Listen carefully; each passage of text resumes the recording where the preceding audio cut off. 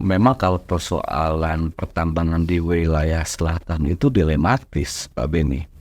Kenapa? Sebelum ada aktivitas pertambangan yang open pit yang sekarang ini, persoalan-persoalan tadi itu sudah menjadi persoalan yang dianggap biasa oleh masyarakat sekitar. Karena apa ya? Karena memang aktivitas masyarakat rata-rata bekerjanya di situ. Itu seperti apa, Pak? Artinya pro kontra masyarakat juga kan harus diminimalisir. Sejauh ini sih memang ini sudah mulai bermunculan keluhan-keluhan ini, termasuk soal apa namanya, kalau bahasa sudah nggak selalu orang delo baik dan kalau bahasa sudah bebanting lah, karena mungkin saking masyarakat bingung ya Pak, ini kita gimana caranya nih.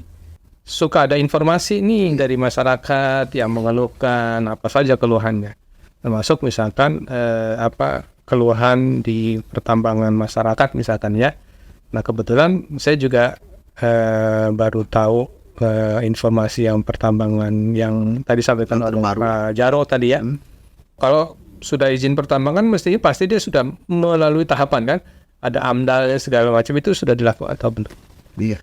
Nah ini kita mungkin Komisi 4 dia Bisa akan berwenang juga memanggil pihak LM sangat bisa sama pihak perusahaannya dipanggil oleh pihak Komisi 4 kan begitu. sangat bisa nanti kita minta informasi atau dikonfirmasi lebih detail kan gitu. Nah, saya juga kaget juga tadi Pak Jaro ini sampaikan bahwa ternyata di sana ada pekerja-pekerja dari Cina asing ya. Nah ini apakah Cina WNI apa Cina dari luar ini? Kalau dari luar dia punya nggak kitasnya tuh, kartu izin tinggal sementara. Kan artinya mereka datang ke sini apakah sebagai wisatawan atau sebagai pekerja itu beda itu.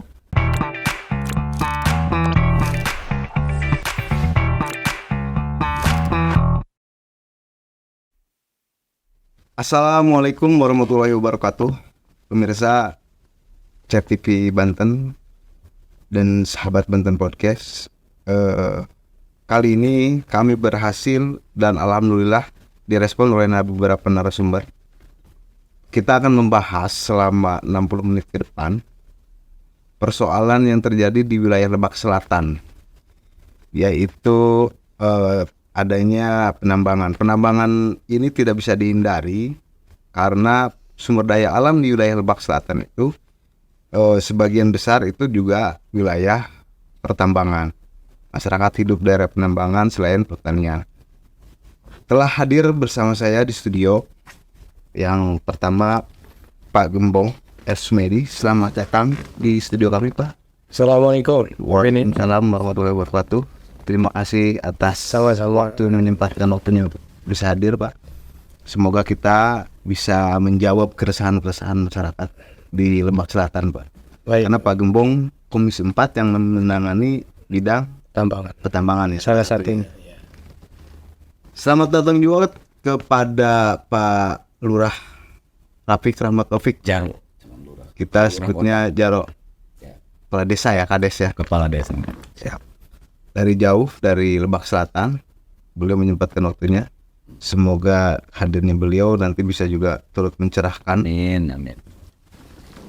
Mari pertanyaan pertama saya ingin coba sampaikan ke Pak Kepala Desa Pak Rafiq yang juga Sekjen Abdesi.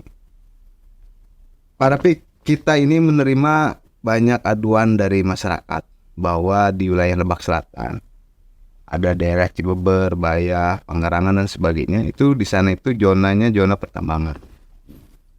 Nah, salah satu yang lagi viral, yang lagi trending di masyarakat itu penambangan besar selain Semindo ya. Ada juga salah satu di wilayah Kecamatan Cibeber. Videonya akan kita tampilkan sebentar untuk bagaimana melihat kondisi langsung di lokasi yang kita dapat.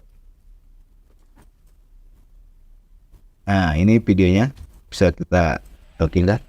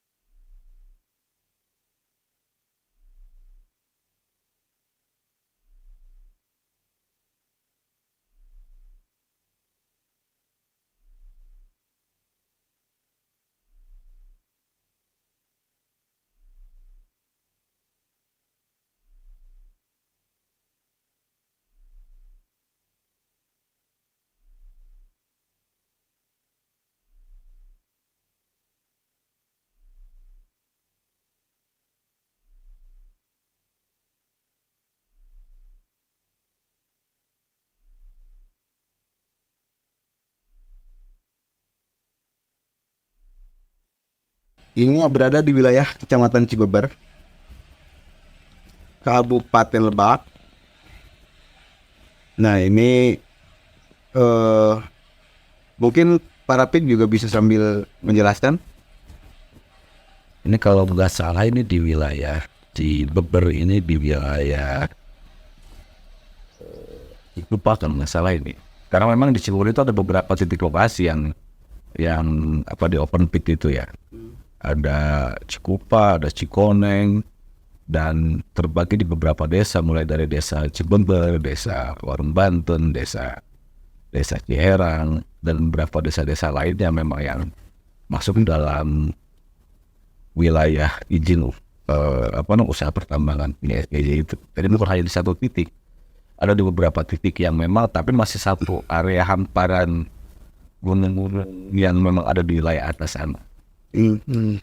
Nah, informasi yang terupdate itu bahwa kondisi di wilayah pertambangan itu saat ini telah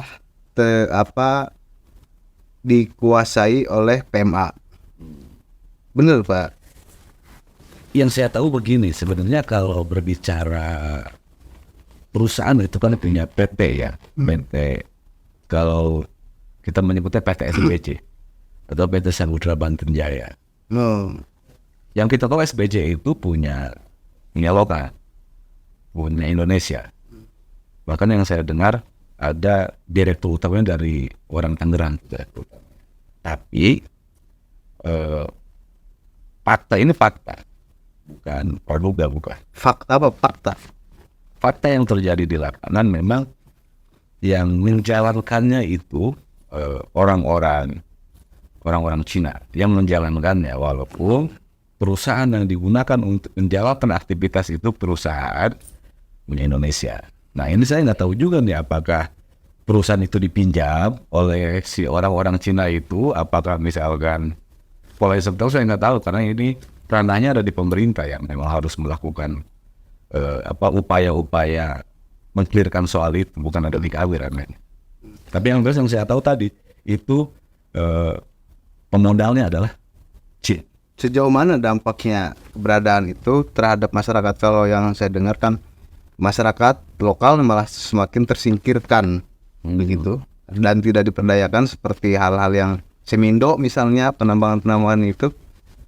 Memang kalau persoalan pertambangan di wilayah selatan itu dilematis, Pak Beni. Kenapa? Sebelum ada aktivitas pertambangan yang open pit yang sekarang ini, dulu kan gurandil disebut atau penting yang ilegal tanpa izin lah disebutkan gitu. Tapi persoalan tadi itu sudah menjadi persoalan yang dianggap biasa oleh masyarakat sekitar. Karena apa ya? Karena memang aktivitas masyarakat rata-rata bekerjanya di situ. Dari itu sudah turun temurun tuh.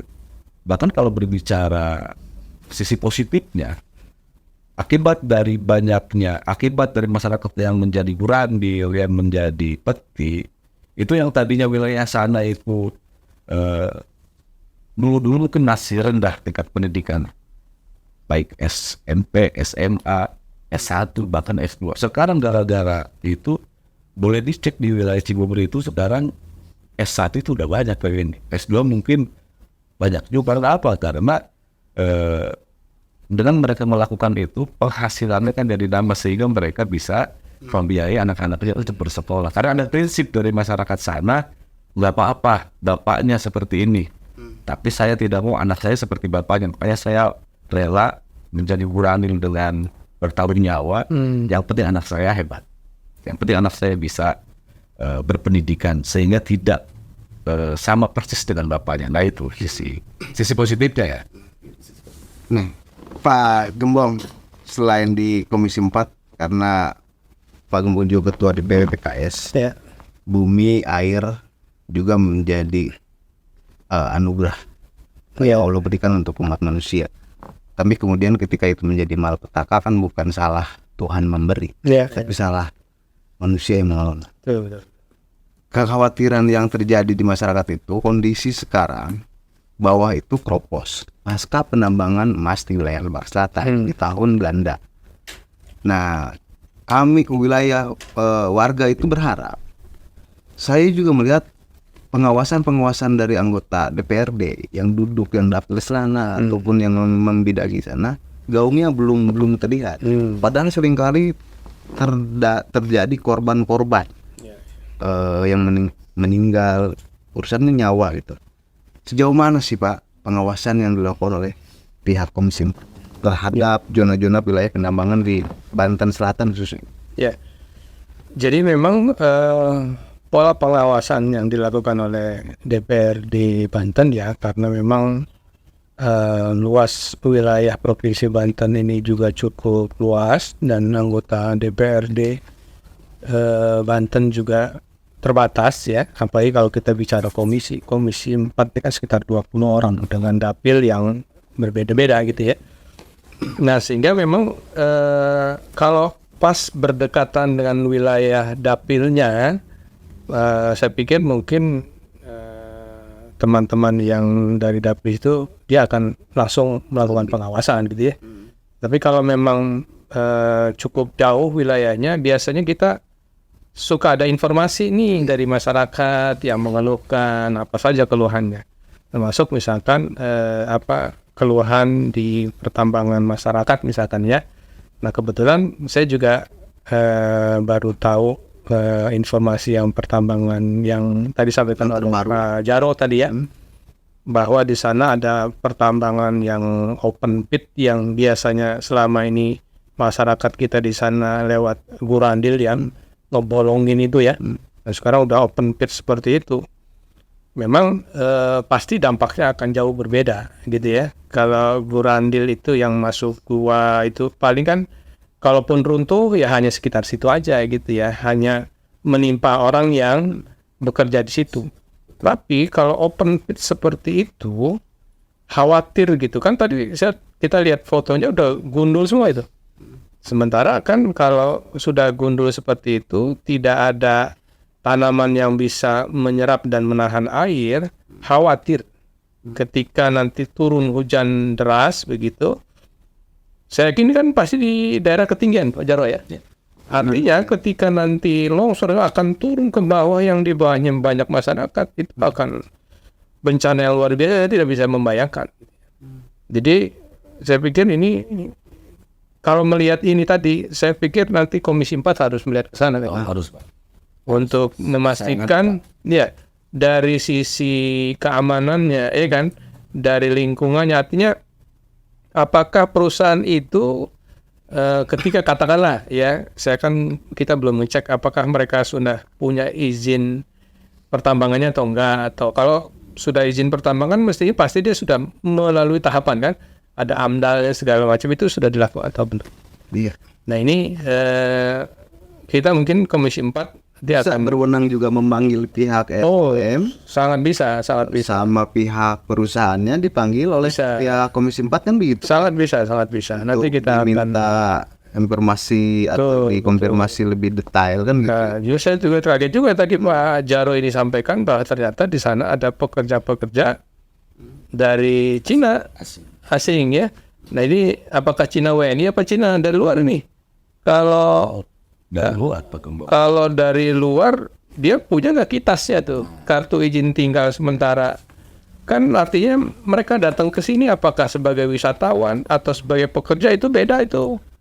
Kalau informasi yang kita peroleh ini udah hampir dari 2002, udah 2 tahun berjalan Pak. Artinya Komisi 4 bisa dikatakan kecolongan mungkin, tidak ada Ini juga sih ini dilematis Pak Lombok. Ya. Dilematisnya karena izin mineral dan batu bara itu ada di pusat. Sekarang ada di provinsi. Akhirnya kan kewenangan itu semua ada di pusat. Tapi kan ada rekomendasi dari daerah. Adanya pergeseran kewenangan itu mungkin provinsi akhirnya ada batasan-batasan, mungkin bisa saja melakukan pengawasan secara maksimal. Tapi tinggal tetap sih di sisi lainnya mungkin ada fungsi-fungsi yang harus bisa dijalankan juga oleh provinsi, baik juga kabupaten. Misalkan Komisi 4 ketika masyarakat terus mendesak agar ini dihentikan atau agar ini di stop saja karena ini merugikan masyarakat. Sejauh mana Pak Komisi 4 memiliki peran terhadap legalitas tadi? Ya, saya pikir ketika ada laporan masyarakat yang memang potensinya akan membahayakan keselamatan masyarakat terlepas dari kewenangan yang mengeluarkan izin, saya pikir Dewan punya kewenangan untuk itu. Punya kewenangan, dan kita akan panggil dari dinas ESDM-nya, ya kan? Kemudian juga dari pelaku usahanya. Kita semacam RDP begitulah kira-kira. Kita ingin tahu sejauh mana gitu mereka kan. Izin-izinnya apa memang lengkap semua begitu kan. Kemudian juga terkait dengan pekerjanya. Kalau misalkan untuk pekerja kasar misalkan, kan juga banyak warga kita di sana yang butuh pekerjaan kan. Kenapa nggak merekrut yang di sana gitu misalkan kan? Ya, kemudian juga dari aspek keselamatan gitu ya. Itu apakah memang sudah betul-betul diperhatikan belum gitu tuh ya. Ketika nanti turun hujan lebat nih, kebetulan sekarang musim keringnya lagi panjang kan. Ini kita bentar lagi nih kita akan masuk musim hujan. Nah itu mungkin perlu Karena di daerah titik itu juga daerah rawan longsor dan daerah rawan banjir ya Pak Jarwo ya. Makanya itu yang kita khawatirkan Pak Gembong. Karena tadi ya seperti yang sudah disampaikan kita pas di luar sebelum acara ini bahwa aktivitas emas itu ada di hulu Sungai Cidikit namanya Pak. Cidikit itu tanyanya kalau nggak salah saya sekitar 21, sekian kilometer panjang sungai itu.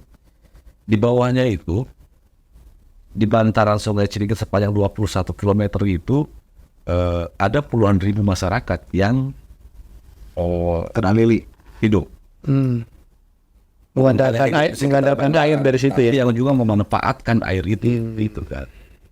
Kalau kita sih memang kekhawatiran Pak, ketika hulu itu di open pit, daerah resapan air itu semakin hilang pada saat ketika curah hujan tinggi, itu saya khawatir banjir air itu nggak ada yang menahan, bisa saja kayak lari ke bawah. Ini banjir bandang. Nah karena gini Pak, karena saya pernah punya trauma 2 tahun lalu masih di desa saya kebetulan cuma di Sungai Cimadur. Kalau desa saya kan diapit 2 sungai Pak, ini sedikit, ini Cimadur. 2 tahun lalu ada banjir bandang di Sungai Cimadur yang sempat viral juga. Itu jembatan itu sampai Ke bawah Pak. Dan oleh air bah di Sungai Cimadur karena resapan air di atas nggak ada. Nah sekarang kekhawatiran kami ini, waduh jangan-jangan sampai juga kejadian di Cidikit ini kalau resapan air di sana udah dirusak gitu. Iya. Kayak gitu. Nah, artinya kondisi itu udah sangat mendesak Pak. Betul. Minta masyarakat itu Komisi 4 harus segera turun tangan. Iya. Harus segera datang, harus segera. Kemudian juga ada informasi yang kita terima itu menggunakan kandungan cyanida. Cyanida ini alat bahan kimia yang sangat berbahaya tentunya Pak. Pak Jarwo Rapi juga bisa menjelaskan kalau terkait kandungan cyanida itu ada juga. Ya untuk mengolah emas itu kan pakai kimia. Emas kan pakai ini merkuri. Merkuri, cyanida, soda api, semua begitu kan. Nah, dan termasuk saya juga nyari-nyari info Pak Gembong di sana. Ini SPJ ini mau pakai apa sih gitu. Dan info yang saya peroleh itu pakai cyanida Pak. Pakai cyanida. Jadi polanya pola rendeman mungkin batuan-batuan yang menurut emas masukkan ke situ, dikasih CN cyanida bahasanya, dan untuk diambil massa begitu. Nah, yang bikin saya ngeri itu ketika cyanida itu dituangkan dalam penampungan untuk pengolahan emas itu, hujan datang, luber masuk ke Sungai Cidikit, dan persoalannya Cidikit itu diambil juga airnya oleh perusahaan PDAM. Mengalir ke semua. Yang notabene ada ribuan juga masyarakat Kecamatan Baya yang menggunakan air PDAM itu. Nah ini kan bisa bahaya. Mungkin sekarang tidak terasa dampaknya. Kita bicara beberapa tahun ke depan Pak. Itu ya kita khawatir. Nah sejauh ini Pak, pertambangan itu juga memberikan PAD terhadap pemerintah, terhadap APBD pemerintah provinsi dan Kabupaten Lebak mungkin. Bagaimana sih Pak pendapatan dari sejauh ini pengawasan atau mungkin data-data yang diperoleh dari pendapatan pertambangan itu Pak di Pemprov? Jadi kalau boleh saya sampaikan bahwa pendapatan dari sektor pertambangan itu boleh dikatakan sangat kecil ya, karena komponen pajak daerah yang masuk ke pemerintah provinsi itu kan dari 5 item ya, dari pajak kendaraan bermotor, dari pajak air permukaan, pajak bahan bakar, kemudian pajak rokok ya, baik nama itu. Jadi ada 5 item itu yang paling besar. Sementara kalau untuk pertambangan itu nilainya sangat kecil ya, bahkan kalau komponen pajak di provinsi hanya 5 itu ya, hanya 5, pertambangan tidak masuk. Nah, sehingga memang kalau untuk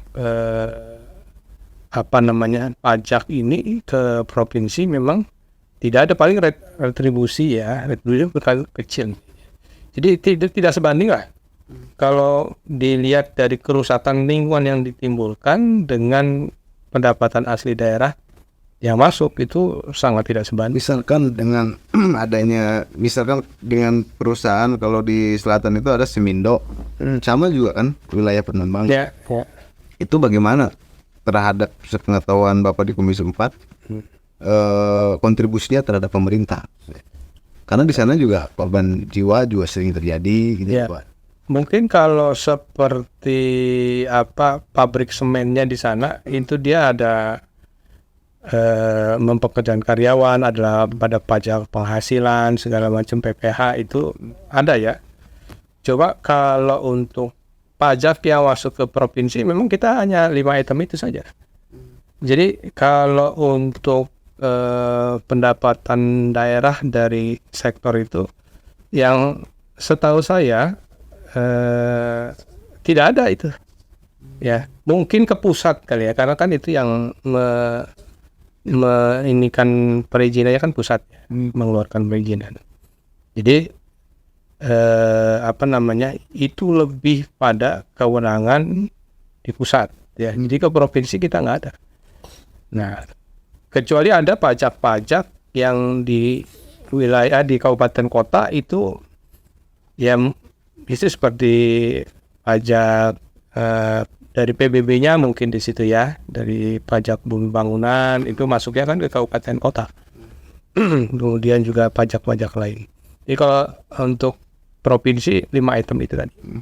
Kalau pertimbangan Pak Gembong sendiri antara investasi atau misalkan tadi ada PMA segala macam masing masuk, nilai investasi mulai masuk, berbanding dengan kondisi kesejahteraan masyarakat, apa sih yang sebaiknya dilakukan oleh masyarakat atau menyambut adanya perusahaan-perusahaan itu? Kalau investasi itu kan nanti misalkan dia ada pabrik ya, kan nanti masyarakat bisa ikut terlibat bekerja di situ. Jadi investasi yang masuk ke kita, ke Banten misalkan, itu kan akan memberikan efek dominonya macam-macam. Ketika ada sebuah investasi dilakukan di situ, maka masyarakat yang bekerja di situ nanti akan mendapatkan gaji misalkan, pasti akan hidup wilayah sekitar situ ekonominya. Ya kan? Itu efek domino ketika sebuah investasi berada di satu wilayah gitu ya. Jadi ada peningkatan daya beli yang secara tidak langsung diciptakan ketika ada sebuah investasi di situ. Jadi tidak melulu harus langsung pajak yang kita dapatkan gitu ya. Tapi ada efek domino yang lain yang bisa kita dapatkan. Di samping memang kalau sebuah itu kan dia ada pajak ya. Pajak bumi bangunan misalnya dari situnya ya. Kemudian dari karyawan yang bekerja di situ nanti akan ada pajak penghasilan segala macam dari situ. Jadi memang ketika sebuah investasi masuk, keuntungannya di samping memang ada yang masuk dari pajak bumi bangunan dan sebagainya, itu ada keuntungan-keuntungan lain yang juga bisa meningkatkan daya beli masyarakat. Walaupun tidak melalui pajak ya. Tadi itu, ketika ada investasi di satu wilayah, ada orang bekerja di situ, orang bekerja itu butuh makan, misalkan ada warung-warung di situ, ya kan? Kemudian, nah ini akan memberikan efek domino. Dan kalau kita melihat tingkat kemajuan satu wilayah kan 3 hal, ya kan? Patokannya kan IPM itu. IPM ini adalah ukuran kemajuan satu wilayah. Ukurannya apa? Dari tingkat pendidikannya, ya, kemudian tingkat kesehatannya, ketiga dari daya beli. Nah, ketika daya beli ini masyarakat meningkat, otomatis IPM-nya juga akan meningkat. Gitu. Oke. Investasi juga menjadi baik, tapi dampak dari investasi juga mungkin Pak Kades sering menerima keluhan-keluhan masyarakat. Misalkan oke lah itu perusahaan yang ada di Cibeber ini itu investasi lumayan.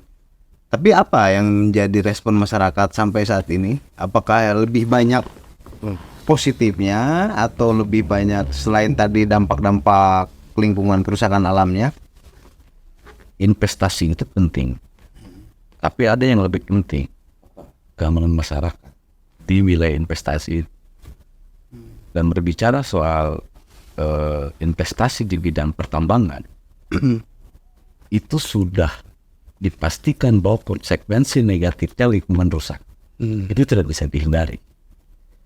Yang jadi pertanyaan kita, sejauh mana pemerintah mengawasi perusahaan-perusahaan yang bergerak di bidang investasi pertambangan agar mereka melaksanakan aturan-aturan sesuai dengan yang sudah dibuat perjanjian awal, mulai dari dokumen amdalnya, gitu kan, hal-hal lain yang memang diatur dalam perjanjian kerjasama itu. Gitu. Nah itu, tapi faktanya bukan fakta yang kita lihat selama ini. Ketika agent sudah keluar, udah dibiarkan aja tuh, udah mereka aktivitas tuh mau gimana bodo amat. Akhirnya kan ada reaksi di bawah. Yang jelaskan yang dirugikan kan tetap masyarakat yang ada di lingkungan itu, yang ada di bawah itu. Makanya kalau kita kembali ke persoalan SBJ, mungkin di sisi lain sebagian kecil dengan hadirnya perusahaan itu ada peningkatan kesejahteraan masyarakat. Sebagian kecil, tapi sebagian besarnya banyak masyarakat juga yang dirugikan karena tadi dampak lingkungan. Dan memang yang jadi pertanyaan kita juga gini Pak Gubernur, dan mungkin yang juga harus bisa disikapi nanti oleh DPR. Yang kita pahami, yang kita tahu bahwa SBJ itu izinnya itu izin pertambangan, Pak, bukan izin pengolahan pemurnian emas. Tapi saya dapat informasi SBJ itu bukan hanya open pit, bukan hanya Ngambil nambangnya, tapi mereka juga melakukan pemurnian emas, pengolahan di situ. Dan dimurnikan. Sementara kan itu dua izin yang beda. Betul. Apakah SBJ punya izin untuk pemurnian emas?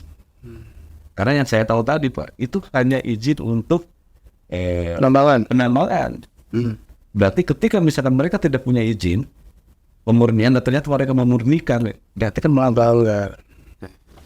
Nah, desa ini salah satu panjang tangan dari pemerintah pusat. Artinya pemerintahan yang paling dekat dengan masyarakat. Keberadaan negara di lapisan masyarakat adalah pemerintahan desa. Betul. Nah, ketika ada investasi, ada apa, itu kan pasti izin atau melibatkan pemerintahan desa.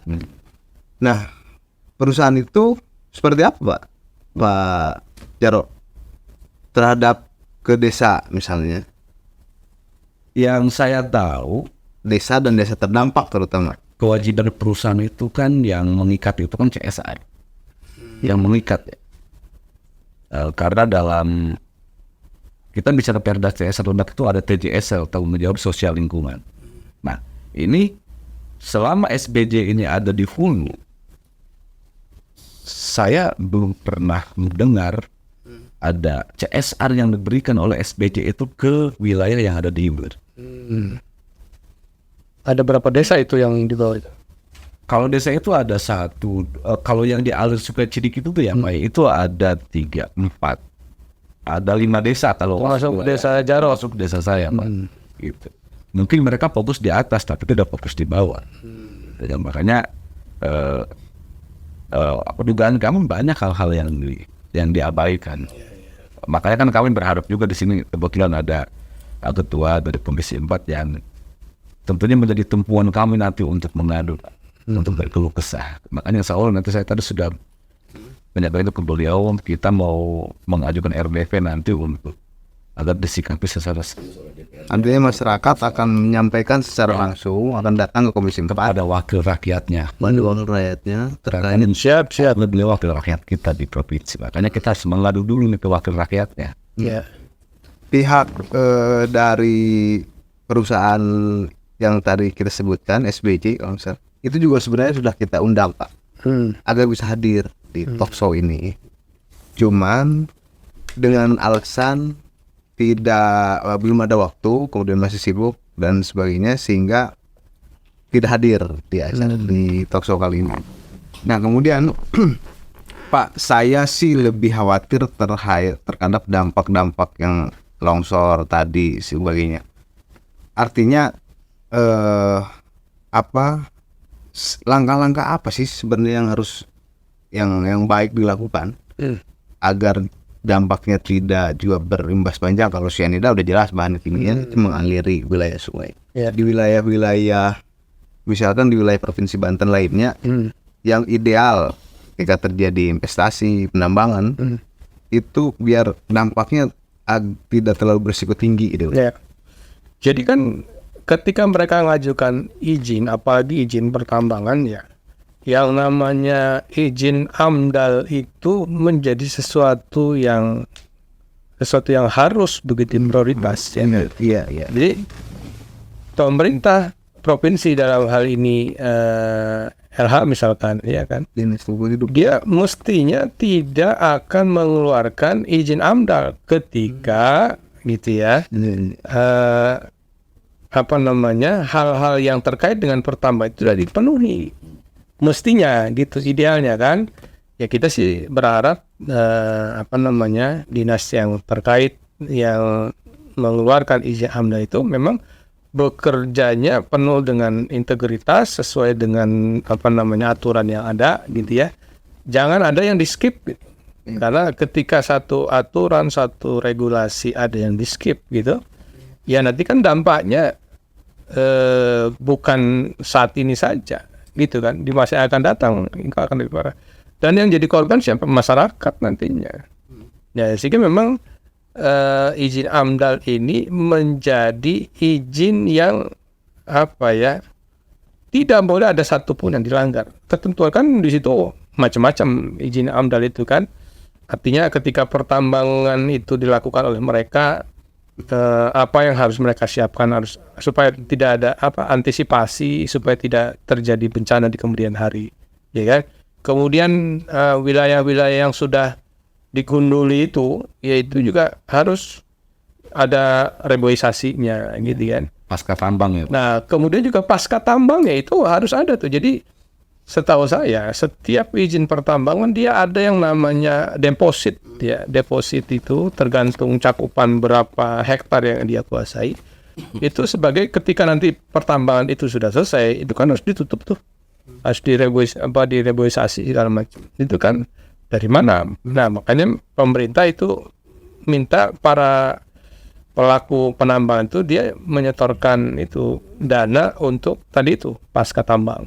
Karena saya sendiri Pak memperhatikan ya, belum terdengar beberapa kasus gaung. Saya cari di Google jalan gaung bagaimana penyikapan Komisi 4 terhadap zona-zona pertambangan ketika konflik di wilayah pertambangan. Saya tidak menemukan adanya aksi atau reaksi penindakan dari Komisi 4. Itu apa yang terjadi? Ya, memang selama ini aduan masyarakat yang terkait dengan masalah pertambangan di Komisi 4, khususnya ketika saya di Komisi 4 ya, ini minim. Ini pun saya baru tahu nih dari Jaro Jaro Rafiq ini bahwa ada aktivitas penambangan yang open pit ya. Wah, ini di atas lagi posisinya, ya. Ini saya tidak terbayangkan ketika mereka itu tidak berhati-hati mempersiapkan amdalnya, itu dampaknya tidak akan luar biasa itu. Makanya Udah akan dijadwalkan Pak. ya, Akan ya dijadwalkan nanti untuk kita tunggu inilah, Siap. tunggu suratnya dari Jaro. Surat. Kita RDP seperti apa ininya, apakah kita memang harus meninjau sidak ke sana gitu ya. Jadi kita pikirkan. Siap. Yang paling dikhawatirkan itu kan dampak kimia, penggunaan bahan kimia, Pak Jaro. Tapi lagi-lagi keyakinan Pak Jaro terhadap masyarakat yang kemudian akan bereaksi melakukan penolakan aksi-aksi itu seperti apa, Pak? Artinya pro kontra masyarakat juga kan harus diminimalisir. Sejauh ini sih memang ini sudah mulai bermunculan keluhan-keluhan ini, termasuk soal apa namanya, kalau bahasa sudah nggak orang di baik, dan kalau bahasa sudah bebanting lah, karena mungkin saking masyarakat bingung ya, ini kita gimana nih caranya nih, gitu kan. Di sisi lain takut, di sisi lain pengen menyuarakan aspirasinya, tapi nggak bisa caranya. Makanya mudah-mudahan apa yang saya lakukan juga salah satunya itu mewakili apa yang saat ini menjadi kegelisahan di masyarakat wilayah sana yang ingin menyampaikan suara yang sama dengan saya gitu kan. Dan ini tadi saya sampaikan tahapan-tahapan berikutnya KPK akan bersurat nanti ke DPRD Banten agar dibuat RDP. Bahwa ternyata banyak masyarakat yang lebih Ya, harapan kami nanti menolak ya. anggota DPR dari Komisi 4, Pak Gembong juga insya Allah mungkin sehat nanti bisa turun ke lapangan dan mendengar langsung keluhan masyarakat seperti apa. Karena berbicara keluhan bukan hanya masyarakat di wilayah hilir, Pak. Di wilayah hulu juga yang di area pertambangan itu banyak yang berkeluh kesah juga, gitu kan, bukan hanya yang hilir. Pak Gembong, perizinan itu selalu identik dengan ada proses main bawah meja ibaratnya. Iya. Sepakat Pak ya? Selalu identik. Ada perizinan itu ketika proses pengajuan perizinan di MB, perizinan pertambangan, ada identik dengan pejabat-pejabat terkait, ada meloloskan perizinan itu. Menurut Pak Gembong? Iya, makanya tadi kan saya juga sempat menyinggung kan terkait masalah izin AMDAL lah misalnya. Iya kan? Analisa mengenai dampak lingkungan gitu ya. Ini kan sesuatu hal yang yang sangat vital, apalagi dalam sebuah aktivitas pertambangan. Saya tekankan tadi, jangan ada aturan yang diskip. Ya, semua harus dijalankan prosedur. Kalau memang tidak memberi, jangan keluarkan izinnya.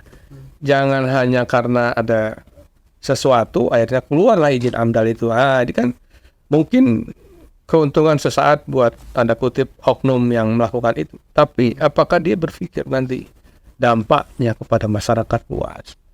Iya, kalau masing-masing pejabat ini punya sensitivitas moral gitu, saya pikir mereka mestinya tidak melakukan hal seperti itu. Ya. Karena kan dampaknya misalkan karena hanya mengharapkan sesuatu yang sesaat, tapi dampaknya itu dari masyarakat luas. Itu kan, apalagi sampai menimbulkan korban jiwa, waduh, dosa yang berlipat-lipat itu. Betul. Begitu. Nah, ini harus difahami oleh para pejabat yang memiliki kewenangan. Ya. Terutama kepala daerah juga memiliki peran penting ya, eksekutif Pak ya. Oh iya eksekutif lah, ya baik dinasnya, mungkin juga kepala daerahnya sisanya. Eksekutif di tingkat wilayah kan. Legislatif. Walaupun tadi kata apa, Ngawasin doang kita. tetap perizinan itu ada di kementerian, dari pusat. Tapi kan bagaimanapun Yang punya wilayahnya. yang punya wilayah memberikan rekomendasi kan. Karena wilayah di sana itu kan bukan bicara penambangan emas Pak. Banyak penambangan lain, batu bara dan sebagainya. Jadi mungkin Komisi 4 ini memang udah ditunggu kehadiran di sana untuk kontrol-kontrol pengawasan wilayah. Ya, insya Allah sepanjang ada pengaduan masyarakat gitu ya, dan memang memerlukan kehadiran kita untuk melakukan pengawasan secara langsung, insya Allah kita lakukan. akan segera akan ke sana lah ya. Ya. Berjanji untuk meninjau lokasi lah ya. Ya, ya. Nah, Pak Rafiq, lagi-lagi sebenarnya itu karena pemerintahan desa, dan saya dengar informasi juga perusahaan penambangan itu akan semakin memperluas wilayah, Ya. termasuk wilayah Pak Jarod Rafiq yang sedang dilakukan pemetaan. Bagaimana Anda menyikapi kemudian melihat dampak yang tadi Pak Jarod sampaikan terlalu luar biasa? Apakah Pak Beni, kita ini tidak anti investasi. Kita akan menyambut investasi yang ada di wilayah kita selama itu tadi mereka patuh terhadap aturan-aturan yang memang menjadi batasan-batasan untuk tidak boleh dilakukan begitu kan. Terus yang kedua juga sejauh mana investasi itu bisa memberikan kesejahteraan kepada masyarakat wilayah. Jadi posisi masyarakat di wilayah Lebak Selatan itu justru sangat welcome Pak Gembong terhadap investasi. Tapi akan kalau bahasa kita berbalik ketika investasi itu malah merugikan mereka. Ini saya pikir yang saya khawatirkan akan ada kemarahan, akumulasi kemarahan, memuncak, gerakan massa yang luar biasa, chaos. Nah itu yang dikhawatirkan. Makanya tadi peran pejabat terkait itu yang harus maksimal.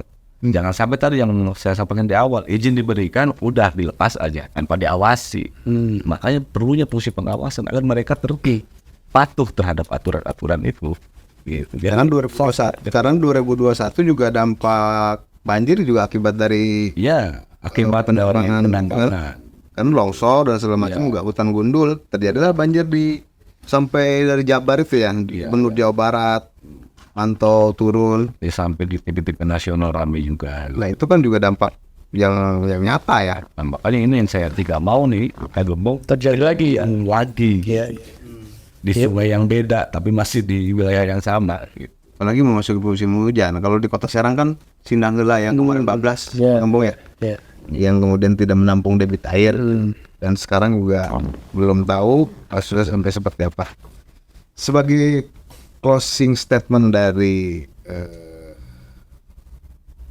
talkshow kali ini, yang ingin saya dapat itu salah satu yang bisa menyejukkan masyarakat, kemudian yang bisa konkret terhadap masyarakat dari Pak Gembong apa Pak terkait zona penambangan yang memang tidak bisa dihindari, RT/RW-nya legal.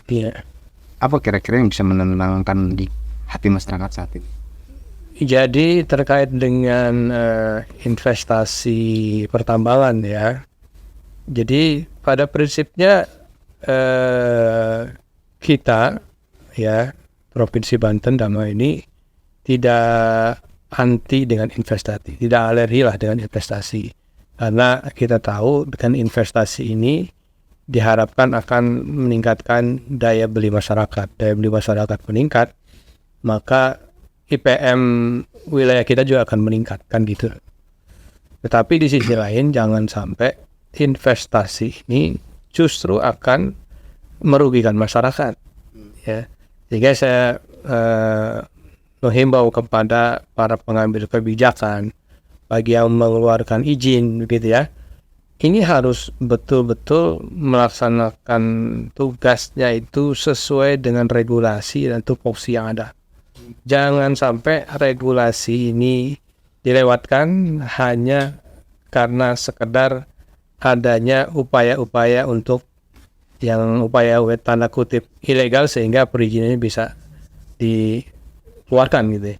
Ingat bahwa apa yang mereka lakukan ini tanggung jawabnya bukan hanya kepada masyarakat yang nantinya terdampak begitu, tapi juga tanggung jawab kepada Allah Subhanahu wa taala yang akan menghisap segala apapun yang kita lakukan, gitu ya. Pak, ini dampaknya pada orang banyak. Waduh, itu luar biasa. Ini Komisi 4 siap berada di barisan masyarakat yang menjadi ketika itu mengeluhkan, terzolimi dengan adanya penambangan, bukan malah membawa. Oh iya, artinya kami Komisi 4 ya akan membantu ya mengawasi agar jalannya investasi ya jalannya pertambangan itu satu sisi bermanfaat buat masyarakat Provinsi Banten ya dari sisi investasi, tapi di sisi lain kita juga harus memastikan bahwa setiap kegiatan pertambangan ini juga akan memberikan rasa aman kepada masyarakat. Jangan masyarakat ada investasi malah yang ada cemas, mereka nggak nyaman kan. Kalau hujan deras gimana? Itu kan bukan tugas pemerintahan bagaimana memberikan rasa aman, rasa nyaman kepada masyarakat. Dan itu yang terjadi sekarang itu Pak. Nah, Kondisi seperti Pak Jarod Rafi sampaikan, memasuki musim hujan, masyarakat siap-siap nih yang tinggal di wilayah itu untuk khawatir terjadi seperti tahun sebelumnya, longsor dan banjir seperti. Nah, Pak Jarod Rafi sebagai benteng pertahanan pemerintah di wilayah desa, tentu sebelum kemana-mana komplain masyarakat itu pasti ke desa, pasti ke pemerintahan yang paling dekat. Bagaimana Anda bisa meyakinkan atau bagaimana bisa mengakomodir dan menjadi sebuah tuntutan terhadap pemerintah lebih tinggi untuk bisa mewakili aspirasi masyarakat, betul. Ini sekedar posisi saya Pelayan konsep. permintaan saya sederhana. Saya minta pada pihak-pihak yang berwenang, juga kepada pihak yang memiliki kebijakan, agar buka mata, buka telinga untuk mengawasi dugaan kejahatan lingkungan yang ada di Lebak Selatan. Itu saja. Karena ketika mereka bisa bekerja dengan baik, minimalnya masyarakat punya ketenangan. Tidak ada kekhawatiran, tidak ada keraguan-keraguan. Kenapa sekarang timbul perasaan-perasaan seperti itu? Karena terkesan adanya pembiaran dari tadi para pihak-pihak yang punya kebijakan untuk melakukan pengawasan di wilayah tersebut. Terima kasih. Baik sahabat Banten Podcast, pemirsa CTV, demikian tadi. Semoga penambangan di wilayah Lebak Selatan atau di Provinsi Banten pada umumnya itu bisa membawa manfaat daripada membawa bencananya, maslahatnya. Dan itu yang kita harapkan. Dan akhir dari talkshow ini kami akhiri dengan mengucapkan billahi taufiq wal hidayah. Assalamualaikum warahmatullahi wabarakatuh. Waalaikumsalam warahmatullahi wabarakatuh. Sabar. Terima kasih. Ya, sampai